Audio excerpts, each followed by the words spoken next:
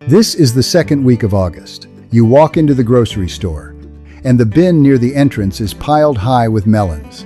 Some are round, some are oval, some are pale green, some are sandy beige.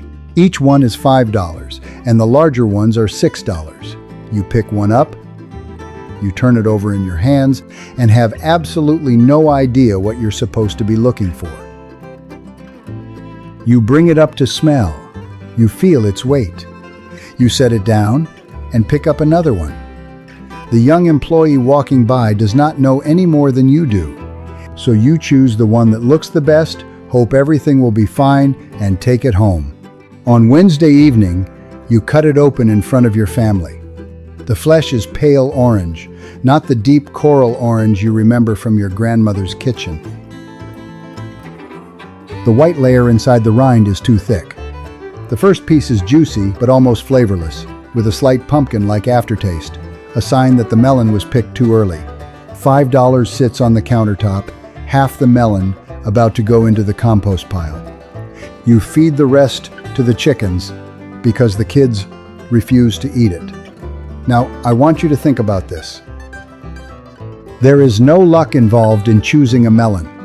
There never was. There was a time when every farmer's wife in this country knew exactly how to walk up to a pile of melons at a roadside stand and pick the sweetest one in the bin every single time. They had a small set of tests they performed before paying for it, and none of those tests were difficult, none of them cost any money, and anyone watching this video can learn all of them in 5 minutes, then never have to bring home a watery, flavorless melon again. If you are still watching, press 1 to let us know, and there are still many interesting things waiting for you ahead. I am JacobYoder. I am Amish, and I farm in Lancaster County, Pennsylvania. Today, I will show you 5 tests for choosing a sweet melon: color, netting, stem, weight, and smell. Pick up any melon in any grocery store. Perform these 5 tests in less than a minute, and you will know before you put it in your cart to take home. Now, let me show you how people used to choose a melon. Test number 1. The rind color beneath the netting. This is the first thing your eyes should notice when you pick up a melon. Look at the color of the rind itself, not the rough raised netting, but the smooth skin beneath it. A ripe melon has a creamy beige, sandy yellow, or light brown rind, sometimes with a slight golden tint. The green is gone. The melon stayed on the vine long enough for the chlorophyll in the rind to break down, leaving behind the sandy, buttery color of a ripe melon. An unripe melon will have a green or gray-green color beneath the netting. The chlorophyll has not had enough time to break down. That melon was picked too early. The flesh inside will be pale, watery, and almost flavorless. Let me tell you something the signs in the grocery store do not tell you. There are 2 main types of melons in grocery stores across America, and knowing the difference will help you make a better choice. The first is the Western melon, rounder, more attractive, more uniform, with a smoother appearance and a lighter colored rind. These are the ones you usually see piled up in grocery stores year-round, shipped from California or Arizona. They look better on the shelf, but the flavor is usually milder, and they have less of that deep, musky aroma. The second type is the Eastern Cantaloupe, also known as a muskmelon. It doesn't look as pretty, it's more elongated, sometimes has brown spots, and has deeper, more pronounced netting. These melons are commonly grown in the eastern and midwestern United States and are usually sold at roadside produce stands and farmers markets. They have a much richer sweetness and that unmistakable musky aroma you may remember from childhood. If you have the choice between the 2 types and can find an Eastern Cantaloupe at a local produce stand, choose it every time. The Western cantaloupes sold in grocery stores are still good, but the Eastern variety offers a deeper, more traditional flavor. They look better, and they keep longer in the kitchen, but the Eastern muskmelon is the one with the flavor a true cantaloupe is supposed to have. No matter which type it is, the rind color beneath the netting tells you almost everything. Beige, sandy, or yellow, yes. Green or gray-green, no. Test number 2, the netting. The rough raised pattern covering the rind of a cantaloupe is called the netting. It is the signature of the rind, written across the surface of the melon during the weeks it ripens on the vine. A ripe cantaloupe has thick, distinct, raised netting. You can run your fingers over it and feel every ridge, rough, three-dimensional, like thin cords laid across the rind. An unripe cantaloupe has thin, faint netting that is almost smooth, sometimes barely raised at all. The rind was still developing when the melon was picked, and the netting did not have enough time to fully develop. That melon will be flavorless inside. This is one of the tests that most modern shoppers completely overlook. They look at the netting and only see a rough pattern, never noticing whether it is thick and distinct or thin and faint. But the netting is the rind's record of how long the melon stayed on the vine. Thick, distinct netting means a long, complete ripening process. Thin, faint netting means the farmer picked it too early with a knife. When you walk past a pile of cantaloupes, run your hand over the netting on each one. The ones with rough, raised, thick netting are the ones that had enough time on the vine to fully mature. Test number 3, the stem end and the full slip rule. This is the test that separates a careful shopper from a shopper who is only hoping. Turn the cantaloupe so you can see where the stem was once attached, the top end of the melon, opposite the blossom end. What you need to look for is a clean, sunken indentation, a smooth, round hollow where the stem once was, with no piece of stem still attached. When a cantaloupe ripens on the vine, the plant itself forms a separation layer between the fruit and the stem. The melon is no longer being fed by the vine. At the moment of true ripeness, the melon separates from the vine with the slightest pull, sometimes with no pull at all, simply falling off. Farmers and gardeners call this full slip. A melon that leaves the vine in full slip will leave a clean, sunken indentation at the stem end. That is what you want to see. Place your finger in that indentation. It should feel slightly hollow, like a small bowl. An unripe cantaloupe, one that the farmer picked early with a knife or by pulling it off, will have a piece of the stem still attached, a rough torn edge, or a flat surface where the stem was cut. That melon did not separate from the vine on its own. The vine was still feeding it when it was picked. The flesh inside will not be fully developed. This is the test used most often in the original video and by the growers themselves. Full slip, a clean, sunken indentation at the top, means the melon ripened on the vine. No full slip, a rough edge, or a piece of the stem still attached means it was picked too early. This test alone can eliminate most of the disappointing cantaloupes in any bin at the grocery store. Before I get to the last 2 tests, let me pause for a moment. If you want to lower your bills, waste less, repair more, stretch your food budget, and run a more stable household, join our Amish family savings system and community. You will receive lessons, family savings challenges, and a place to ask my wife and me whenever you run into trouble. Press subscribe to follow me and ask any questions you have in the comments, and I will answer them. Now come the last 2 tests. The first is the one most shoppers know, but do wrong. The second is the one almost no one checks, and it is the most important one of all. Test number 4, weight. Pick up the cantaloupe, lift it, then pick up a second cantaloupe of the same size and lift that one too. A ripe cantaloupe should feel heavier than you expect for its size. The flesh inside is dense with sugar and water. A ripe cantaloupe is about 90% water by weight, and all that water is what gives it its weight. Heavy for its size is good. A light cantaloupe, one that feels almost hollow in your hand, compared to its large appearance, has lost water. Either it was picked too early and did not have time to fully develop, or it has been sitting in the store too long and has dried out. Either way, the flesh will be pale, mealy, watery, and disappointing.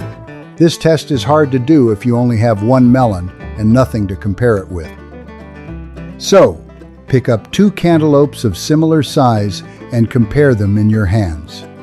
The heavier one is almost always the better one. My wife taught me this many years ago at the produce section, and it has never let me down. If you want one more small test to go along with the weight test, the tapping test also works for cantaloupes, although it is a little different from watermelons. Pick up the melon and tap it gently with your knuckle. A ripe cantaloupe makes a low, dull, deep sound, like knocking on your fist held against your chest. An unripe one makes a higher, hollower, brighter sound, like knocking on an empty cardboard box. Listen for the deep, low, dull thump. Once you have heard the difference between the deep, low note of a ripe cantaloupe and the bright, hollow sound of an unripe one, your ears will recognize it. Test number 5, and this is the most important of all 5 tests. Smell. Bring the cantaloupe close to your nose. Place your nose near the blossom end of the melon, the round, soft end opposite the stem, where the base of the flower once was before the melon developed. Take a slow, deep breath. A ripe cantaloupe has a sweet, fruity, musky aroma. Exactly the smell you remember from your grandmother's kitchen on a summer afternoon. You can smell it right through the rind. In fact, a truly ripe eastern muskmelon can fill the whole room with its aroma when you bring it into the house. That is where the name muskmelon comes from. The musky smell, the deep, sweet fragrance of ripe fruit. If you gently press your thumb against the blossom end while smelling it, the slight springiness there will release even more aroma. This is another small bonus test. A little springiness under your thumb at the blossom end is another sign of ripeness. A blossom end that is hard and does not give means it is not ripe. If you smell the melon and do not detect any aroma at all, no fragrance, only the faint vegetable smell of any unripe fruit, then that melon is not ready to eat. Put it back. If you smell a sour, sharp, fermented odor, or something like nail polish remover, then that melon is overripe and has started to spoil. Put it back too. The smell you want is sweet, musky, rich, and unmistakable. Once you have smelled a truly ripe eastern muskmelon, you will never confuse a ripe one with an unripe one again. Your nose knows. Let me tell you one more thing about the smell test that grocery stores hope you do not know. A cantaloupe does not become sweeter after it is picked. It will become softer. Its texture will become juicier, but it will not become any sweeter than it was on the day the farmer pulled it from the vine. That means the way a cantaloupe smells at the grocery store is the way it will smell on your kitchen counter. If it has an unimpressive smell in the bin, it will have an unimpressive flavor when you cut it open. This is one of the most important things to understand when buying a cantaloupe. You cannot ripen it at home into something better. The sweetness you smell at the store is the sweetness you will eat in your kitchen. So, smell it before you pay for it. Your nose makes the decision. Now I want to take a moment because this is where everything comes together. Think back to everything we have just covered. 5 simple tests. The rind color beneath the netting. Creamy beige and sandy yellow, not green. The netting itself. Thick, distinct, and raised, not thin and faint. The stem end. A clean, sunken indentation from full slip, not a piece of stem or a flat-cut surface. Weight. Heavier than expected for its size, with a deep, low thump. And smell. Sweet, musky, rich at the blossom end. That is the most important test of all.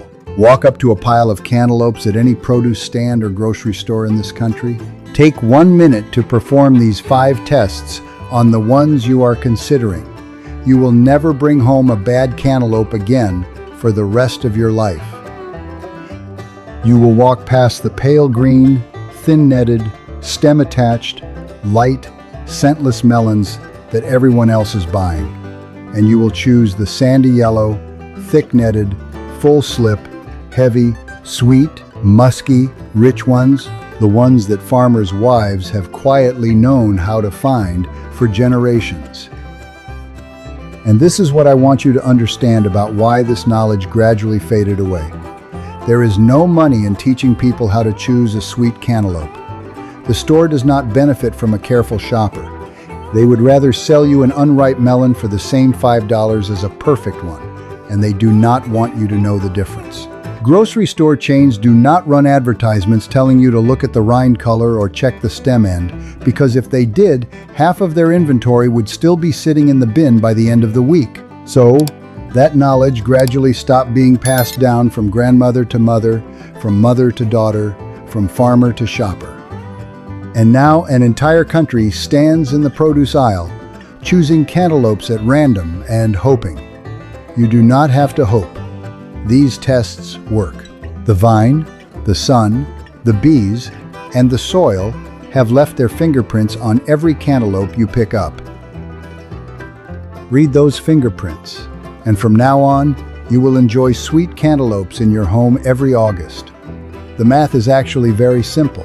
A family that buys 2 cantaloupes a week throughout July, August, and September, about 24 melons each season at $5 each, is spending $120 every summer on cantaloupes.